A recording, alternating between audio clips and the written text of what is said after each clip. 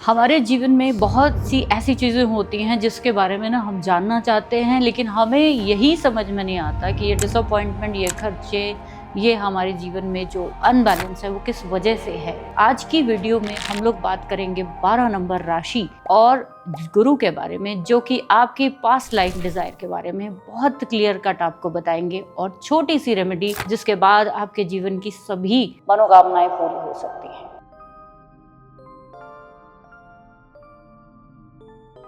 हमारी जिंदगी के हर संघर्ष, हर ख्वाब कहीं ना कहीं हमारे पूर्व जन्म की इच्छाओं से जुड़ा होता है। क्या आपने कभी सोचा है कि जो आप आज चाहते हैं वो पहले कहाँ अधूरा था? हमारे अतीत की अनकही कहानियां आज हमारे जीवन को आकार देती हैं। क्या आप जानने के लिए तैयार हैं कि आपके वर्तमान में छुपे उन पुरानी इच्छाओं के राज क्या हैं? तो नमस्कार, मैं हूं एस्ट्रो रजनी। आप सभी का स्वागत है हमारे YouTube चैनल सेजेस एस्ट्रो पर। आप लोग जानते हो मैं बहुत क्लियर कट और बहुत स्पष्ट भाषा में बात करना पसंद करती हूं, क्योंकि मुझे ऐसा लगता है कि जो ज्योतिष सीखते हैं उनके पास पहले ही ज़्यादा टाइम नहीं होता। वो पहले ही बहुत जगह भटक भटक के किसी वीडियो को देखते हैं। तो हमारी ये कोशिश होनी चाहिए गागर में सागर आपको दिया जाए। आज की वीडियो बहुत इंपॉर्टेंट है। अगर पहली बार जुड़ रहे हैं तो प्लीज़ हमें लाइक ज़रूर करिए और सब्सक्राइब हमारे चैनल को ज़रूर करिए। तो 12 नंबर राशि की बात करते हैं।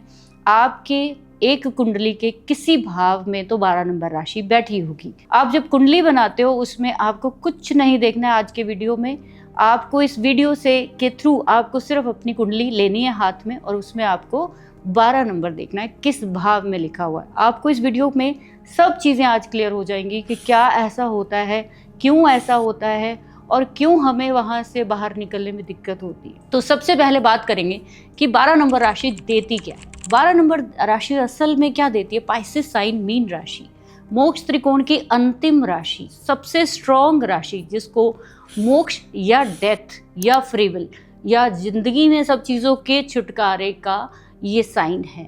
अगर हम पाइसेस साइन की बात करें, this is most important sign of your kundli, because ये 9वें घर से चौथा पड़ता है। तो ये 9वें घर के सुख को बताता है।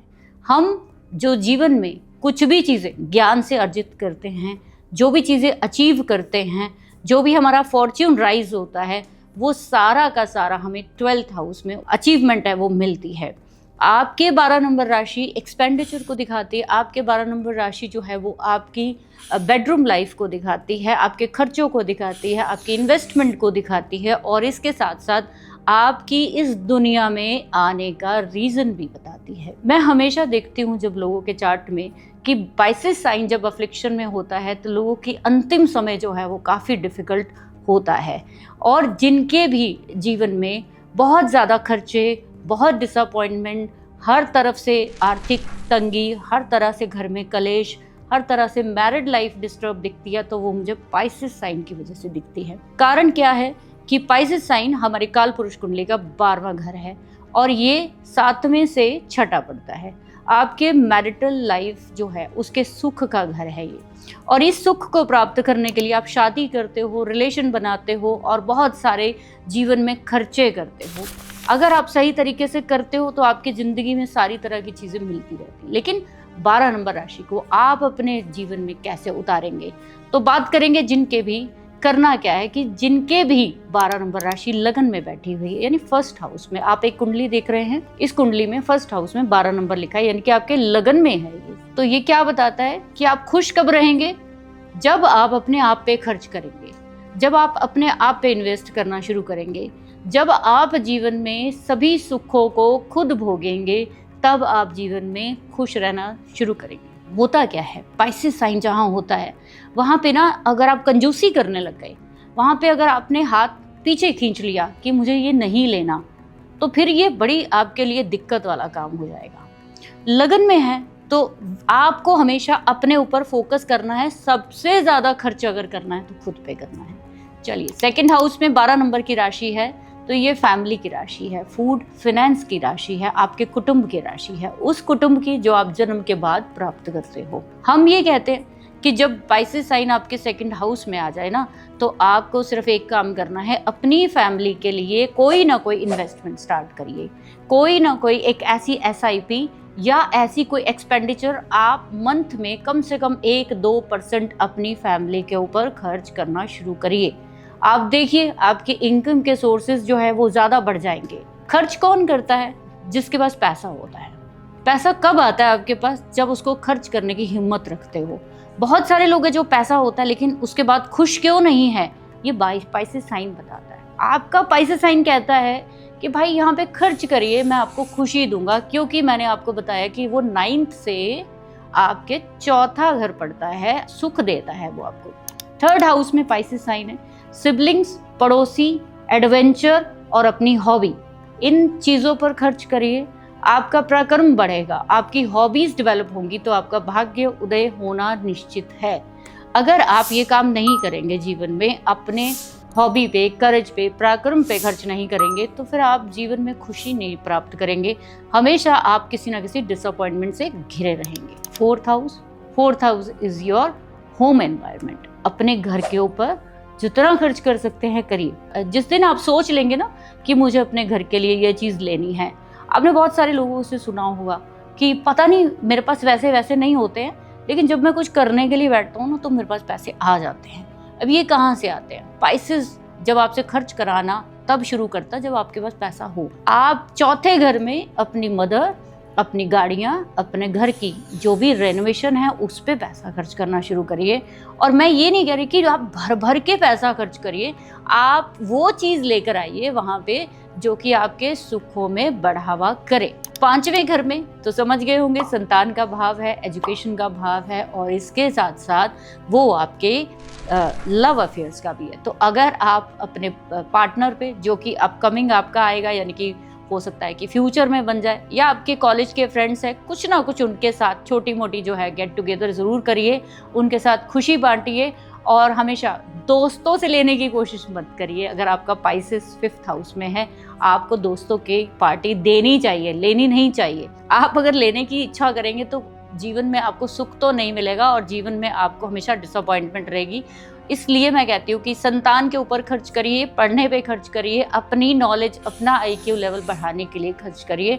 आपके जीवन में इतनी अर्निंग होगी, इतनी इनकम जनरेट होगी कि आप सोच नहीं सकते। 6ठे घर में पाइसेस साइन है तो आपको कहाँ पे खर्च करना। अब जो लोग इन्वेस्टमेंट नहीं कर रहे, कोई आप SIP नहीं खुलवा रहे, इंश्योरेंस का कोई प्लान नहीं ले रहे हैं, तो फिर ये जो 6ठा घर है ये आपका सारा पैसा हॉस्पिटल्स में ले जाएगा, लिटिगेशन में ले जाएगा, या फिर ये पैसा कहीं ना कहीं शत्रुओं के ऊपर खर्च करा देगा। तो इससे तो ज़्यादा अच्छा है ना कि हम एक इंश्योरेंस प्लान ले लें। कहीं ना कहीं आप डोनेशन करिए अपने कहीं गरीबों के लिए, या फिर अपने जहाँ पे भी आपका जो जॉब एरिया है। 6ठा घर क्या होता है? जॉब का होता है ना। तो आपको अपने वर्क प्लेस पर कहीं ना कहीं कोई ना कोई खर्च छोटा मोटा करते रहना चाहिए। इससे आपकी जॉब एनवायरनमेंट बेटर होगा, आप एक अच्छी अचीवमेंट की तरफ जाएंगे। 7वां घर वेरी इंटरेस्टिंग हाउस। 7वां घर जो है वो आपके लाइफ पार्टनर का घर है। जिनके भी 7वें घर में 12 नंबर है वो खुश हो जाएंगे इस वीडियो को देखकर। आपको अब समझ गए होंगे किस पे खर्च करना है। आपको खर्च अपने पार्टनर पे करना चाहिए। वो जो भी डिमांड कर रही है, ज़्यादा नहीं तो एटलीस्ट 50% उसकी डिमांड ज़रूर पूरी करिए। आपके पास भर के पैसा आएगा। आपके जीवन में आपका करियर, आपके जीवन में घर का सुख, शांति, सब कुछ बढ़ना शुरू हो जाएगा। लॉजिक मैंने बता दिया है कि आपका 9th साइन जो होता है वो फॉर्च्यून का है, आपके भाग्य का है। वो भाग्य खुलना कहाँ से है वो आपका पाइसेस साइन बताता है असल में। तो हम इसको 9th हाउस की एक डुप्लीकेट चाबी भी बोल सकते हैं। तो 7वें घर के बाद आएगा 8वां घर। 8वां घर क्या होता है? 8वां घर जो होता है वो आपके इन-लॉज का होता है, हिडन शत्रुओं का होता है और एंसेस्टर प्रॉपर्टी का होता है। आपको कहीं ना कहीं अपनी एंसेस्टर प्रॉपर्टी को संभाल के रखना चाहिए, उस पर खर्च करके उसको रीस्टोर करना चाहिए और अपने जीवन में कोई भी अचानक से तकलीफ ना आए उसके लिए एक वेल प्लान जो है वो चलना चाहिए। उसके लिए आपको चाहे वो टर्म इंश्योरेंस लेना पड़े, कोई आपको बड़ी जो वेल्थ है उसको छुपा के रखना पड़े, तो वो आप करिए। 9th हाउस में आपके 12 नंबर साइन है। पिता पे खर्च करिए, अपनी हायर एजुकेशन पे खर्च करिए, उन चीज़ों पे खर्च करिए जिसमें आपको खुशी मिलती है, कुछ सीखने की, कुछ आगे बढ़ने की, कोई नई नॉलेज गेन करने के लिए। जितना अपनी नॉलेज पे खर्च करेंगे आपका पराक्रम बढ़ेगा, आपका कॉन्फिडेंस बढ़ेगा और आपके जीवन में हर तरह की खुशियाँ आएंगी। 10वें घर की बात करते हैं, पाइसिस 10वें में है।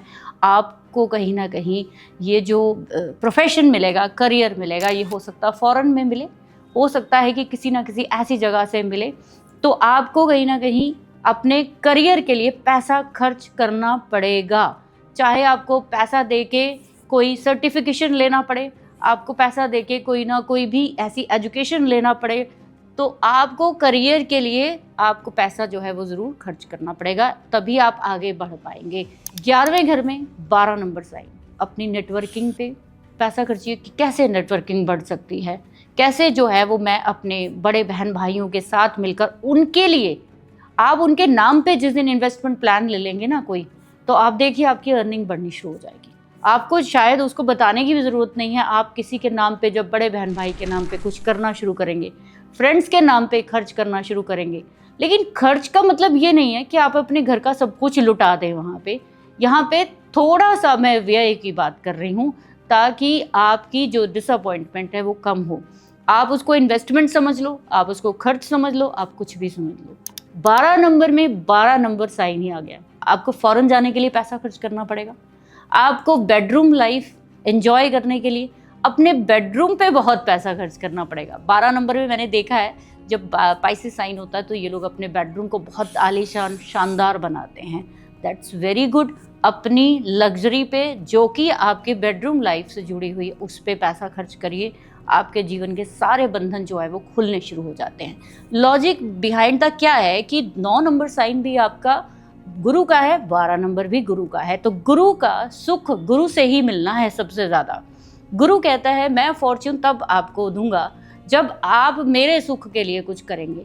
जब गुरु का सुख आप देखने जाते हो तो वो उसी की राशि 12वें घर में दिखता है, 12 नंबर राशि में दिखता है। तो आई होप सो आज आपको ये समझ में आएगा कि आज तक जो आप किसी भाव में पर्टिकुलर किसी पर्सन पे खर्च कर रहे थे वो क्यों कर रहे थे।